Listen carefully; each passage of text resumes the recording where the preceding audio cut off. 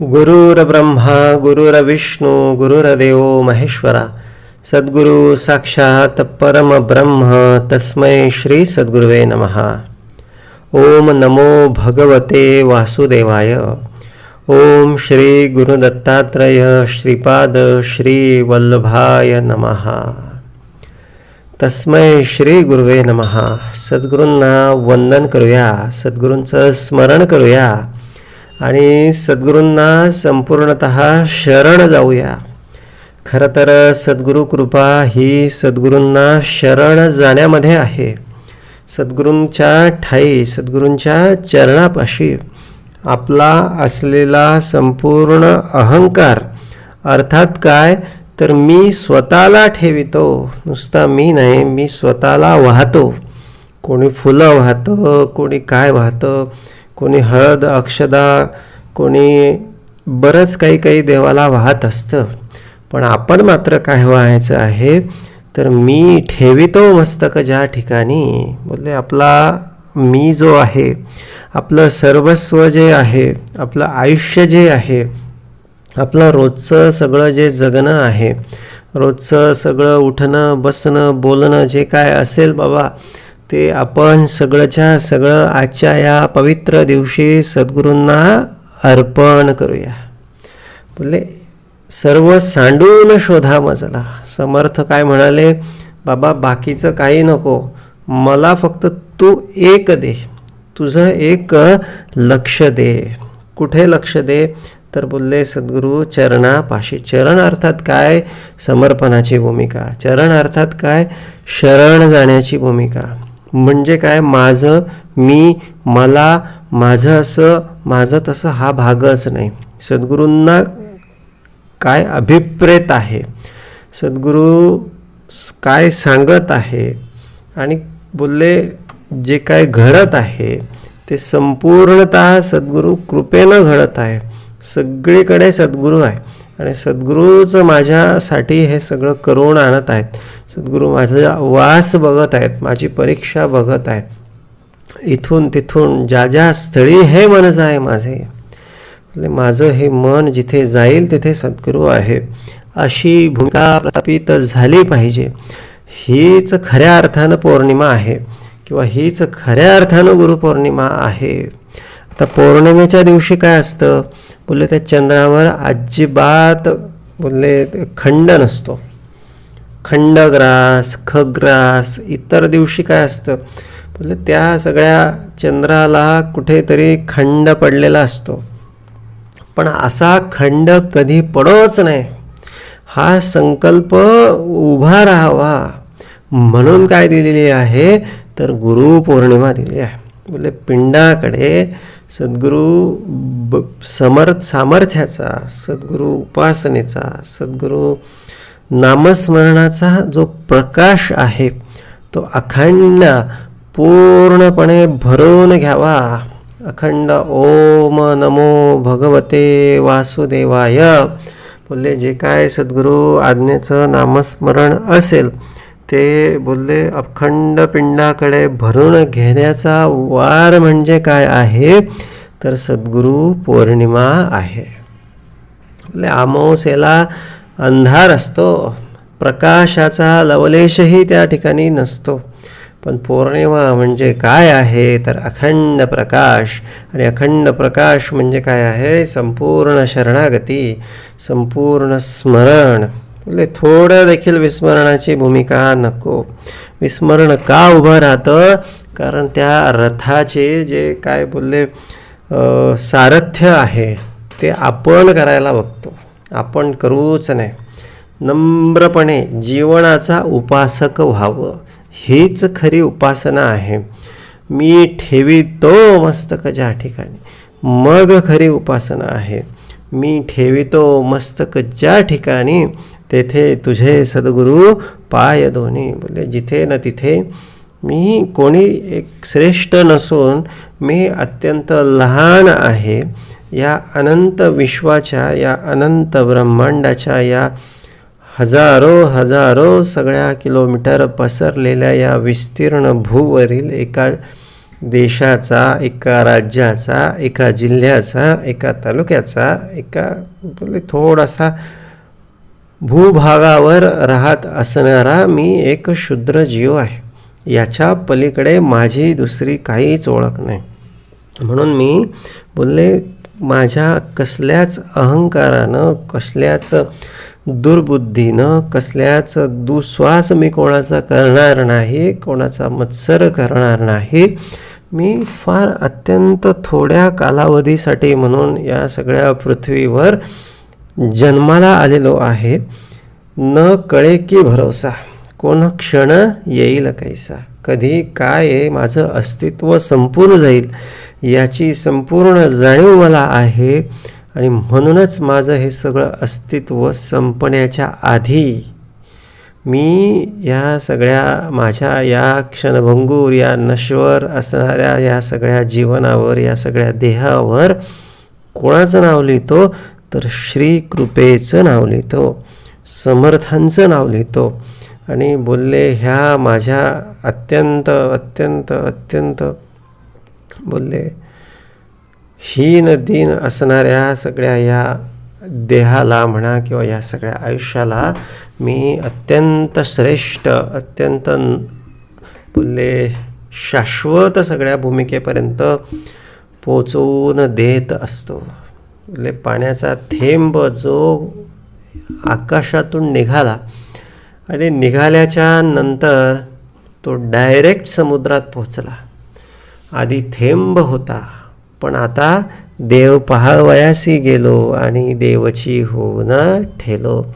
बोलले आधी तो थेंब होता, आता काय झाला, समुद्र झाला. बोलले असा समुद्र होण्याचा प्रवास म्हणजे काय आहे, गुरुपौर्णिमा आहे, म्हणजे पूर्ण प्रकाश आहे.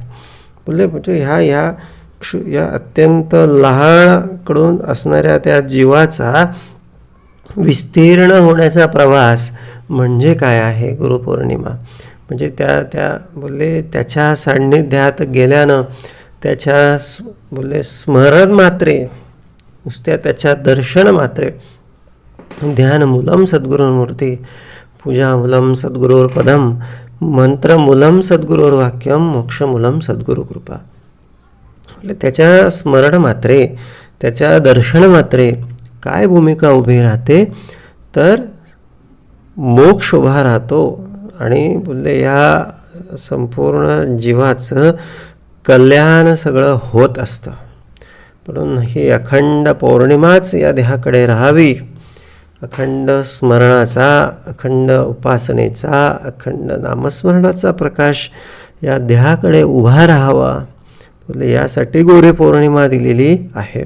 म्हणून या आजच्या या दिवशी ओम नमो भगवते वासुदेवाय हा पुण्याचा साठा जेवढा शक्य होईल तेवढा आम्ही या देहाच्या अंतरकुपीमध्ये साठवून ठेवला पाहिजे.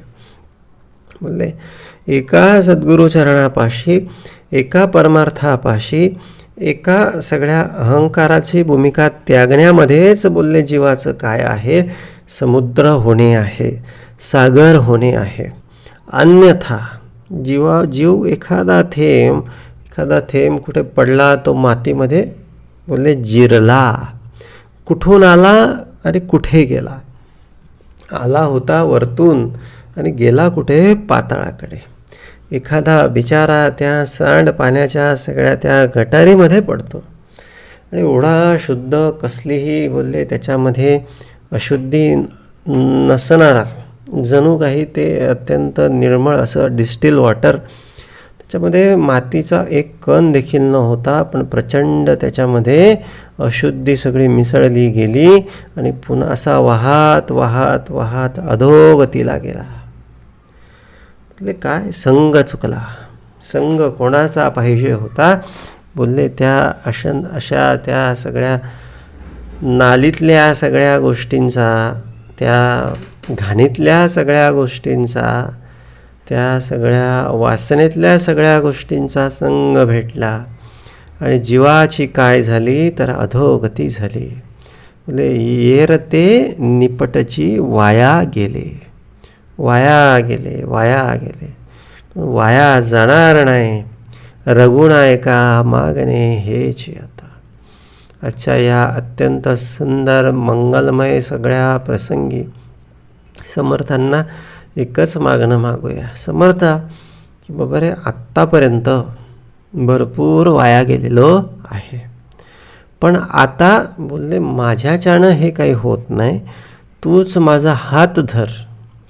या सगळ्या कलीच्या मोहमायेच्या ह्या सगळ्या जत्रेमध्ये मी कधी हरवून जातो मला कळत नाही, पण आता बाबा तूच माझं मनगट धर, घट्ट धर आणि कधीच सोडू नकोस. हे मागणे म्हणजे काय आहे? ही गुरुपौर्णिमा आहे. हा संकल्प म्हणजे काय आहे? तर गुरुपौर्णिमा आहे. बोलले सोडू नकोच नको. आणि काय कर?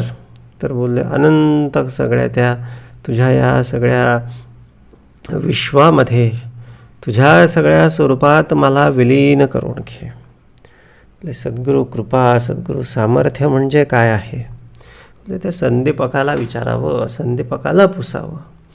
आज संदीपक सगळ्या देवघरामध्ये बोलले विराजमान आहे आणि देवांच्या पुढ्यात विराजमान आहे, देवांच्या पुढे विराजमान आहे.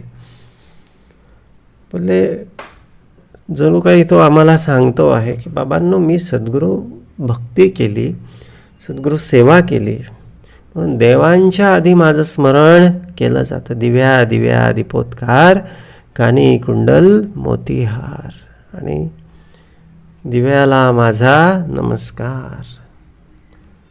ते शुभम करोती म्हणा मुलांनो, शुभम करोती म्हणा.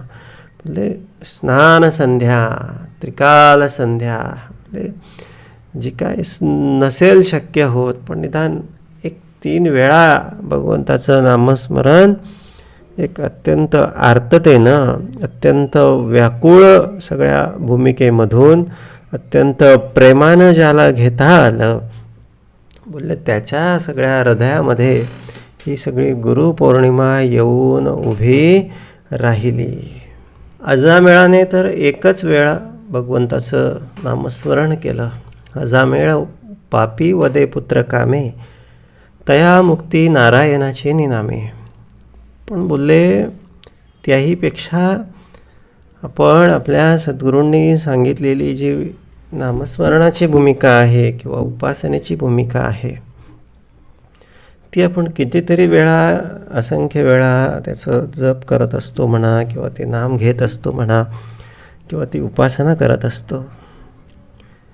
बोलले निश्चितपणे तो भगवंत, ते सद्गुरू आपल्याला तारणार आहेत किंवा आपल्या हितासाठी सगळे ते उभे राहणार आहेत.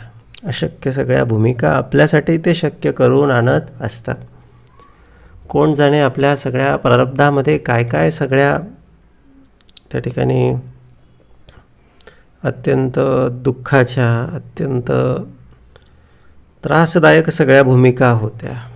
पण एक सद्गुरू कृपा आहे, सगळ्या या सगळ्या भूमिकांमधून सगळ्यांमधून तारत सद्गुरू आम्हाला बोलले अत्यंत सुखानं, अत्यंत समाधानानं हे सगळं जीवन सगळं व्यापन करण्यासाठी म्हणून सामर्थ्य पुरवीत आहेत. बोलले फक्त एक आर्तता पाहिजे, एक प्रेमभाव पाहिजे, एक नातं पाहिजे. किती केलं कसं त्याला काही महत्त्व नाही. कमी थोडं जरी झालं ना, एक नामस्मरण असेल, उपासना असेल किंवा श्रीसेवा असेल, थोडी जरी झाली, थोडी जरी शिकवण आम्हाला सद्गुरूंची अंगीकारता आली, पण भाव, निष्ठा, एक सद्गुरू चरणापाशी आमची जर त्या ठिकाणी ओलावा असेल, व्याकुळता असेल, आर्तता असेल, प्रेमभाव असेल, तर निश्चितपणे ही सगळी भक्ती आमची सार्थक होत असते. निश्चितपणे आम्हाला त्या भक्तीमध्ये आनंद येत असतो.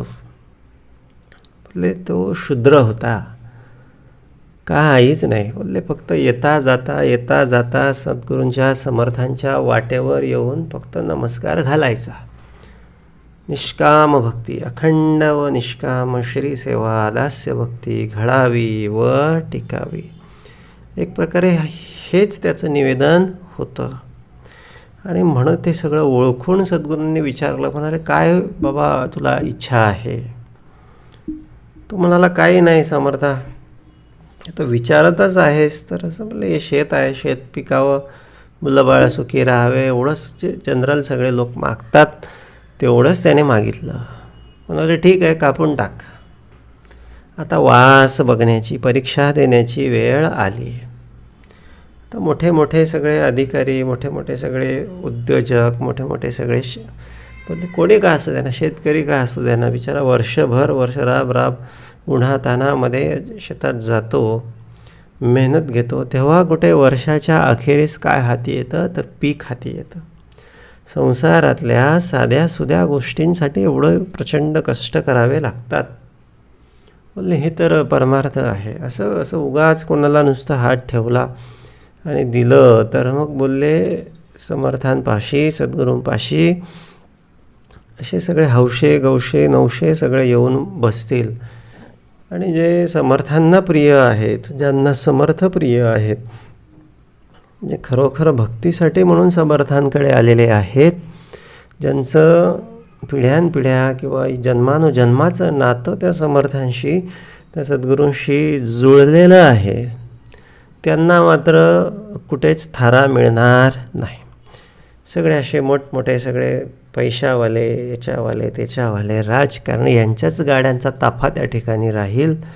सिक्युरिटी गार्ड आपल्याला त्या सुरक्षा त्या कठड्यामध्ये देखील घुसू देणार नाही. वास असतो, परीक्षा असते.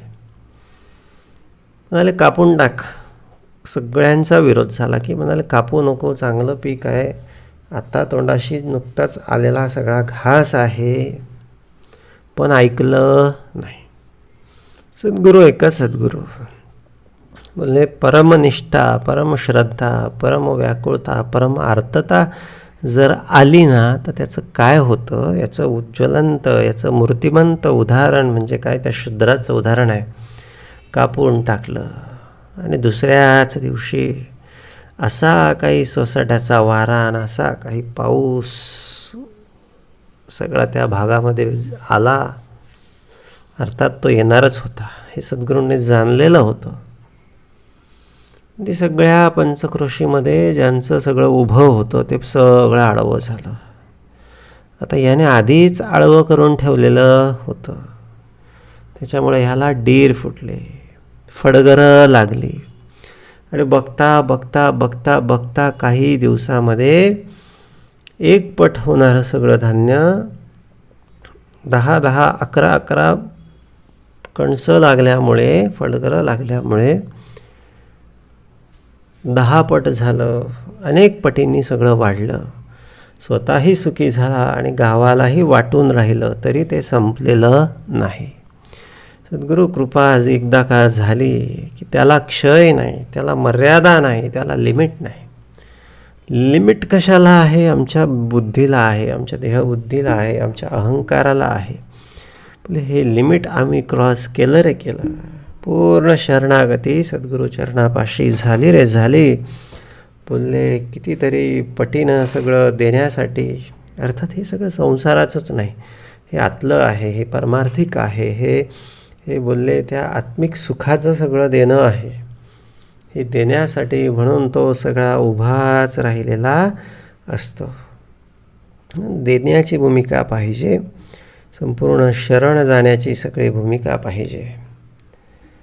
बोलले ज्याला कुष्ठ होतं, सर्वांगाला कुष्ठ, बोले अत्यंत दरिद्री, आणि म्हणाला हे कुष्ठ गेलं पाहिजे. समर्थांनी वाळलेली लाकडाची काडी फेकली आणि म्हणाले जा हिला नदी किनारी रो, आणि हिला जेव्हा पालवी फुटेल तेव्हा तुझं सगळं कुष्ठ जाईल. आता कुष्ठ म्हणजे काय आहे आणि ते लाकूड म्हणजे काय आहे? ते लाकूड म्हणजे आपली देहबुद्धी, आपलं जडत्व, आपला मीपणा, आपल्यातला बोलले संसारातला सगळा आपला जो आसक्तीचा जो भाग आहे तो म्हणजे ते वाळलेलं लाकूड आहे. त्याला असं गाळावं लागतं. सद्गुरू कृपेनं, सद्गुरू आज्ञेनं असं नदी तिरी सगळं गाडलं रे गाडलं, आणि रात्रंदिवस सगळं पाणी टाकावं लागतं. उपासनेचं पाणी, नामाचं पाणी, कष्टाचं, श्रीसेवेचं. भले ते वाळलेलं असू द्या, म्हणजे प्रारब्धामध्ये नसलं तरी पण हे सगळं प्रारब्ध पुसलं जातं, कारण सामर्थ्यच तेवढं आहे. आता एक साधी गोष्ट आहे. आता एखाद्याकडे दगड आहे, एखाद्याकडे लोखंड आहे आणि एखाद्याकडे सोनं आहे. तर एखाद्याकडे ढीगभर सगळे दगड आहे, ते काही कामाचे नाही. पण बोलले थोडंसं काही किलोमध्ये म्हणा किंवा काही ग्रॅममध्ये जरी सोनं असलं ना, तरी हे सगळं विकत घेता येतं किंवा याची सगळी व्हॅल्यू मोजून देता येते किंवा हे चुकतं करता येतं. समजा एखाद्याला एक 10-20 क्विंटल लोखंडाचं कर्ज आहे, पण सद्गुरू कृपेने त्याला 1-2 किलो सोनं मिळालं. म्हणजे ते विकून एवढा पैसा येईल की ते सगळं, ते 10-20 क्विंटलचं जे सगळं कर्ज आहे ते सगळं फेडून उरलेलं अत्यंत सुखी आणि समृद्धी जीवन जगण्यासाठी त्याला पुरेसं ठरेल. बोलले हे असंच आहे. प्रारब्ध सगळं असं काही सद्गुरू भक्तीमुळे पुसल्या जातं ना, की बोलले त्या ठिकाणी कसलाच अडथळा उरत नाही, सगळे कार्यसिद्धीस जात असतात. बोलले यश आहे ना, यश म्हणा किंवा त्या ठिकाणी आम्हाला कुठल्याही सगळ्या कार्यामध्ये, संसारामध्ये यश पाहिजे किंवा आम्ही सफल झालो पाहिजे असं आम्हाला वाटतं. पण त्यासाठी ना बोलले खूप साऱ्या गोष्टी आवश्यक असतात. एकतर तो व्यक्ती लायक असावा लागतो, तशी परिस्थिती किंवा तशी वेळ असावी लागते, प्रारब्ध त्याचं असावं लागतं. आणि या सगळ्यांच्या वरती काय आहे माहिती आहे का, एक बोलले ईश्वराची कृपा असावी लागते. ईश्वराची कृपा जर असेल तर खालचे नसले तरी चालतात, कारण तो शेवटी काय आहे, युगाचा मालक आहे. म्हणजे सगळ्यांचा निर्माता आहे, सगळी सिस्टीमचा तो कोण आहे, डेव्हलपर आहे. त्याला त्या सिस्टीमचे लिमिटेशन नाही, तो आउट ऑफ सिस्टीम जाऊ शकतो. आणि फार सुंदर आहे, फार सोपं आहे, फार सरळ आहे. एकच आहे, सगळ्यांवर, सगळ्या गोष्टींवर, सगळ्या दुखण्यांवर, सगळ्या भूमिकांवर उपाय एकच आहे. मी ठेवितो मस्तक ज्या ठिकाणी, आणि नंतर काय तर तेथे तुझे सद्गुरू पाय दोन्ही. स्वतः मीपणा, अहंकार, देहबुद्धी, अवगुण, दुर्गुण सगळं ठेवून द्यायचं, अत्यंत नम्रपणे जीवन जगायचं. सोबतीला सद्गुरू कृपेचं नामस्मरण असू द्यायचं, सद्गुरू कृपेची उपासना जेवढी शक्य झाली तेवढी एक आत हृदयामध्ये सद्गुरूंच्या बद्दल प्रेमभाव असू द्यायचा. आणि आपण तेवढ्यासाठी जन्माला आलेलो आहोत, तेच आपलं मुख्य लक्ष आहे, एवढं भान ठेवायचं. म्हणजे हेच स्मरण आहे. हे भान ठेवणं म्हणजे काय आहे, हे स्मरण आहे. एवढं असलं ना बाबा की झाले जन्माचे सार्थक. अशा पद्धतीनं ह्या गुरुपौर्णिमेला हा अखंड स्मरणाचा, हे जे समर्थांनी अत्यंत प्रासादिक जे आपल्याला सगळं निरूपण दिलं की बाबा रे, स्मरण, मी देवाचा आणि देव माझा. मी कोण आहे, मी देवाचा आहे, मी सद्गुरूंचा आहे आणि सद्गुरू माझे आहेत, आणि हेच माझं ध्येय आहे, हेच मला लक्षात ठेवायचं आहे, याच्यासाठीच जगायचं आहे. ही स्मरणाची भूमिका. आणि त्यासाठी काय तर माझं सगळं अहंकार असेल, आसक्ती असेल, दुर्वासना, दुर्गुण असतील, मी भगवंता जरी मला एकदम शक्य नसले तरी मी हळूहळू तुला अर्पण करतो, किंवा मी तुला माझ्या ऑथॉरिटी सगळी नेमतो, माझा विश्वस्त म्हणून तुला नेमतो, की हे सगळं कमी करण्याचं किंवा हे सगळे गायब करण्याचं किंवा हे सगळ्यांचं निर्णय घेण्याचा अधिकार तुला राहील. तू मला या सगळ्यांपासून सोडव. तुझ्या सामर्थ्यानं, तुझा हात धरून मी ह्या सगळ्या चिखलामधून सगळा बाहेर पडेल आणि अनंत अशा सुंदर अशा विहंगम अशा या सगळ्या अतीव सुखाच्या सगळ्या या सागरामध्ये, अनंत विश्वाच्या या सगळ्या तुझ्या या विस्तीर्ण रूपामध्ये मला सामावून घे. अच्छा, या प्रसंगी आजच्या या दिवशी श्री सद्गुरूंना पुन्हा एकदा विनम्र अभिवादन करूया. आतमध्ये मानसपूजा करूया. सद्गुरूंचं चरण सगळं आठवूया. त्याच्यावर तीर्थ सगळं ते क्षालन करूया. जल सगळं वर्षाव करूया. अत्यंत स्वच्छ सुंदर कापडानं ते सगळं सद्गुरू चरण सगळं पुसून घेऊया. त्याच्यावर नंतर कुंकू, हरिद्रा, हळदी, अक्षता, फुले जे काय आपलं शक्य असेल ते सद्गुरूंना वाहूया. आणि सद्गुरूंचं एक ऋण त्या ठिकाणी आपण मानूया किंवा ऋण त्या ठिकाणी फेडूया. सद्गुरू कृपेनं आज जे आपण जे काही आहोत ते सद्गुरू कृपेनं आहोत. आणि म्हणून सद्गुरूंना एक स्वतःचं आयुष्य पुन्हा एकदा लिहून देऊया. येणाऱ्या सगळ्या वर्षभरामध्ये अखंड स्मरणाची भूमिका आणि अखंड सत्कर्माची भूमिका सद्गुरूंनी आमच्या सगळ्या जीवनात उभी करून द्यावी असं मागणं सद्गुरूंना मागूया. आणि ही झालेली सेवा सद्गुरूंना अर्पण करूया. जास्तीत जास्त ओम नमो भगवते वासुदेवाय या सद्गुरू कृपेच्या मंत्राचा आज जप करूया. 12 वाजेपर्यंत अवधी आहे. आतापर्यंत शक्य झालं नसेल तर निदान अजून तास अर्धा तास वेळ आहे. तर या सगळ्या वेळाचा या सगळ्या अत्यंत दुर्मिळ सगळ्या या पुण्य काळाचा लाभ घेऊया. सद्गुरूंना पुन्हा एकदा साष्टांग दंडवत घालूया. ओम नमो भगवते वासुदेवाय.